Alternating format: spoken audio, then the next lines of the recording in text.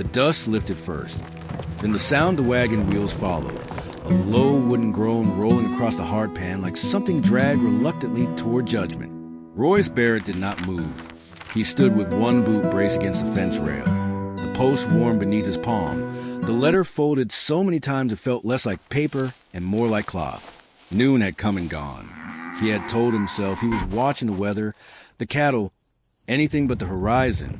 That was a lie he didn't bother correcting. The letter said today. Nothing else in it mattered. Not the careful handwriting of men who had never dirted their cuffs with work. Not the signatures pressed heavy at the bottom like weights. Just that single certainty. She would arrive today. Royce had built his life so that days like this did not happen.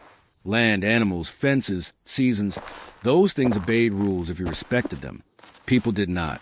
People brought noise, expectation, damage that never stayed where it belonged. He had learned that early and learned hard. The ranch was wide enough that silence could breathe. He had paid for that silence with years of isolation and found it worth every mile between himself and the nearest town. The dust cloud had been a smudge at first, barely worth noticing. By mid-afternoon, it had sharpened into a line. By now it was unmistakable. Someone was coming whether he wanted them to or not. He unfolded the letter again, even though he could recite it. 20 acres, east border, clean transfer, immediate payment, and the condition, written without apology or explanation, like a fact of weather. You will take in our sister-in-law. Not niece, not cousin, sister-in-law.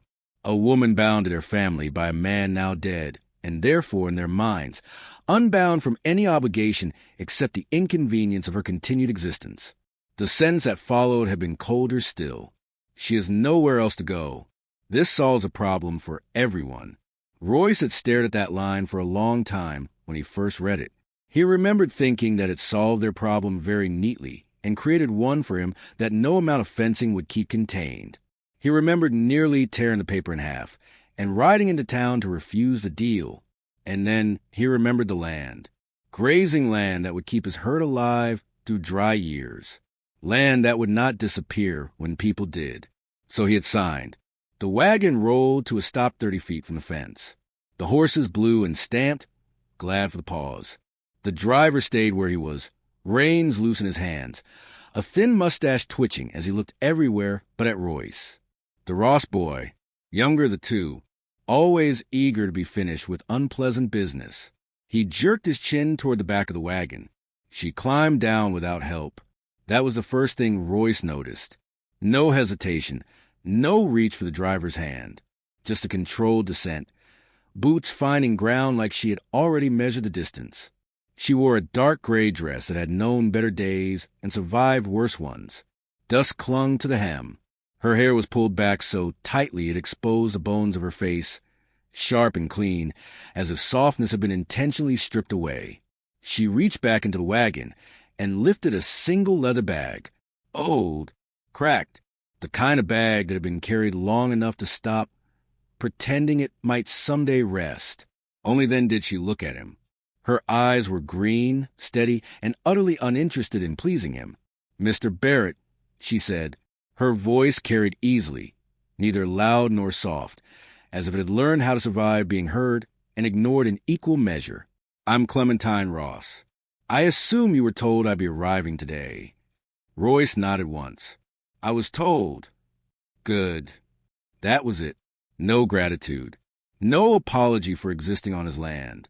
She glanced past him at the house, the barn, the long stretch of fencing that marked the edge of his world. It wasn't the look of someone hoping to belong. It was the look of someone assessing shelter. "The papers are signed," the driver said, clearing his throat like he wanted to scrape the moment out his lungs. "Land's yours. She's your responsibility now." Responsibility. The word sat heavy between them.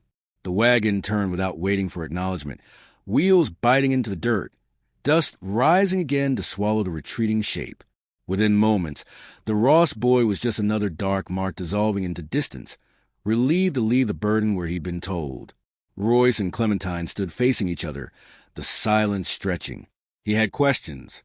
Too many. Why her family had been so determined to be rid of her. What kind of trouble followed her closely enough to be bartered with land? What she thought of the arrangement that had traded her like acreage? He asked none of it. The look in her eyes told him answers would not come cheaply, if at all. "The house has 2 rooms," he said finally. The words came rough and used to being spoken to someone who might stay. "You'll take the smaller one." "That's fine. There are chores. We rise before sunup." "I know." Something in that made him pause. He studied her more carefully then. The way she stood balanced, not leaning on one hip, the way her hands rested, relaxed but ready. She did not look like someone who had spent her life being carried. He gestured toward the gate. "You can bring your things." She lifted the bag slightly, an almost smile flickering and gone. This is it. They walked in silence. Royce took the lead, showing her the well, the barn, the line where the property dipped toward a dry wash. He spoke because it felt expected, pointing out fences, animals, the rhythm of the place. She listened without interruption, nodding occasionally, absorbing it all like someone who understood that knowledge was another kind of shelter. Inside the house, she paused only once, fingers brushing the table as if grounding herself. She set her bag beside the door to the smaller room and did not unpack. "I'll stay out of your way," she said. "That's best." Night came quickly, the heat bleeding out of the land. Royce ate alone out of habit, though he noticed when she did not join him, choosing instead to step outside once the stars took hold. He told himself he did not care. Then he found himself watching through the window. She stood at the edge of the yard, the dark stretching vast beyond her. Coyotes called far off, thin and sharp. Clementine did not retreat. She lifted her face slightly and began to sing. It wasn't loud. It wasn't pretty in the way towns like pretty. It was low and steady, a melody that seemed older than the words it carried. Though Royce could not have said what language it belonged to, the sound moved across the ground rather than above it, as if it knew where to travel. Eyes appeared first, then shapes. Wolves stood at the line of mesquite, not advancing, not fleeing, watching. Royce held his breath. He expected her to run. She did not. The song continued, unbroken. After a long moment, the wolves stepped back, one by one, melting into shadow. The yard was empty again. Royce stepped away from the window, unsettled. He did not speak to her about it. He did not sleep easily. Before dawn, Clementine knelt by the corral, fingers hovering above the dirt. Paw prints circled the fence, dozens of them, pressed deep and deliberate. They had come back, and they had not crossed. Royce found her there when the sky was still pale and undecided, the kind of light that made everything feel unfinished. She was crouched low, skirts tucked beneath her knees, studying the ground as if it were a page written in a language she could read fluently. He watched her for a moment before she noticed him. The quiet broken only by the soft shifting of cattle and the distant scrape of wind across dry grass. "You see them, too," he said. She didn't look up. "I hear them before I see them." He stepped closer, boots stopping just short of the first track. There were many, more than he liked. They formed a loose ring around the corral, close enough to feel intentional, far enough to avoid provoking the herd. "They didn't take anything," he said. "No, that's not how wolves behave." She finally lifted her eyes to his. "Not the ones you know." He waited for more, but she returned her attention to the dirt, brushing loose soil back into place with careful movements, as if erasing evidence that could invite trouble. Royce felt something shift in him then, a sense that the ranch had changed shape overnight, grown edges he could not see from a porch. By mid-morning, word had already started its quiet crawl. A neighbor rode up along the western fence, reining in without greeting, his gaze fixed on the prints. "Wolves are moving closer," the man said. "Folks are talking." Royce leaned against the fence, casual where he didn't feel it. "They've always been here. Not like this. And not with new people arriving." The implication hung there, ugly and unspoken. Clementine stood a distance away, hands busy with feed, head down. She did not look up.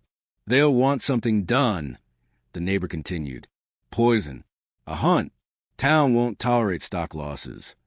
"We've lost nothing." "Yet." When the man rode off, Royce felt the ranch settle into a tense stillness.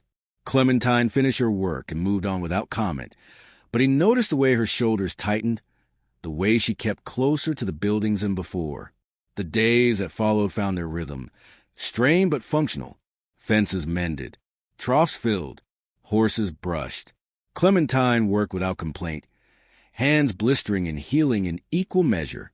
She knew tools. She knew animals. She did not waste movement or words. Royce began to rely on her presence without acknowledging it, the way one comes to trust a beam that holds without creaking. At night, the wolves returned. They stayed to the edges, silhouettes against moonlight, driving off coyotes, never pressing the herd. Royce watched them from the barn loft once, rifle resting across his knees. He did not raise it. He could not explain why. On the third evening, Clementine sang again. This time he did not hide. He stood beside her, the song threading to the dark, and when a lone wolf stepped forward, close enough that Royce could see the scar along its flank, he felt the urge to intervene burn hot and useless in his chest. Clementine did not falter. Her voice held steady, grounded, and the wolf lowered its head before retreating. "That's not fear," Royce said quietly when the night reclaimed itself. "No," she agreed. "It's recognition." He wanted to ask how. He wanted to ask why. Instead, he asked, "What trouble did your family send here?" She was silent long enough that he thought she might refuse. When she spoke, it was measured. They sent away what they couldn't control, what reminded them of things they wanted buried. "Your husband?" A flicker across her face. Pain sharpened into resolve. "His death made me inconvenient." The Ross brothers arrived 2 days later. They did not ride up openly. They stopped at the edge of the property and sent a boy ahead with a message that was meant to sound polite and landed like a threat. They wanted to see Clementine. There were unfinished matters, papers that needed discussion. Royce read the note once and tore it cleanly in half. "They don't get access," he told the boy. "Not to her. Not to my land." When Clementine heard, she closed her eyes briefly, as if bracing against something she had long expected. "You don't have to do that." "I signed for land," Royce said, "not for men to come and go as they please." That night, the wolves gathered in numbers he had never seen. 50 dark forms held the perimeter, a living line against the open desert. Royce stood at the fence with Clementine beside him, the air electric with tension. "They'll try something," he said. "Yes."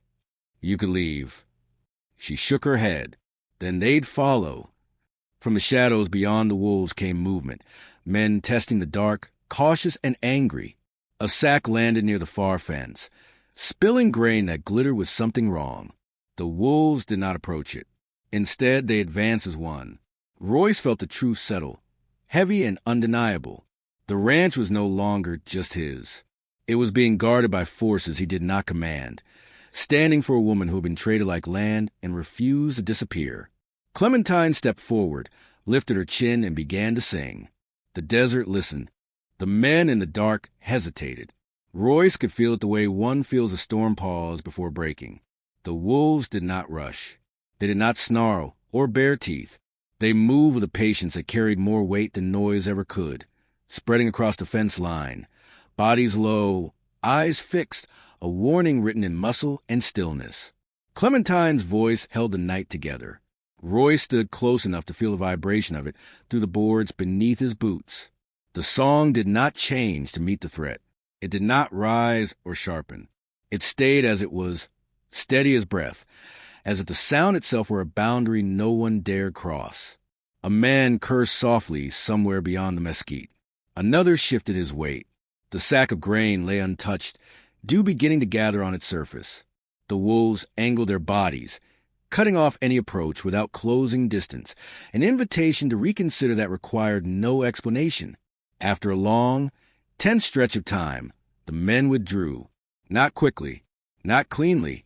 They pulled back in pieces, pride bruised but intact enough to plot again. Royce did not relax until the last shadow slipped free of the dark. When the wolves finally melted away, Clementine's song faded with them.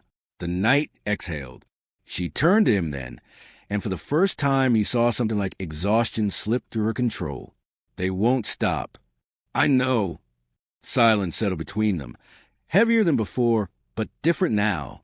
Not a wall. Something closer to shared ground. The following days hardened into preparation.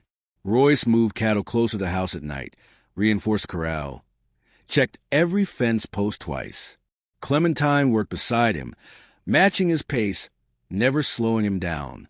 They did not speak much, but their movements found rhythm together, an unspoken agreement shaping each decision. On the fourth morning, Royce caught his sleeve on barbed wire and tore skin cleanly. Blood bloomed bright against dust. Clementine was there immediately, hands firm, unflinching as she cleaned the wound and wrapped it tight. "You don't hesitate," he said. "Neither do you." The simplicity of it surprised him. He realized then that trust had been forming without ceremony, built of small acts and shared risk. That night, he asked a question he had been circling since her arrival. "Who are you protecting?" Clementine stared into the lamplight, shadows carving her face into something older. She reached into her bag and withdrew a small scrap of fabric, faded blue, stitched with a single initial. "My sister's boy. They would have taken him, used him. I sent him west with friends who owe me. If they find me, they'll find him." Royce felt the weight of it settle into place. "Then they won't find you."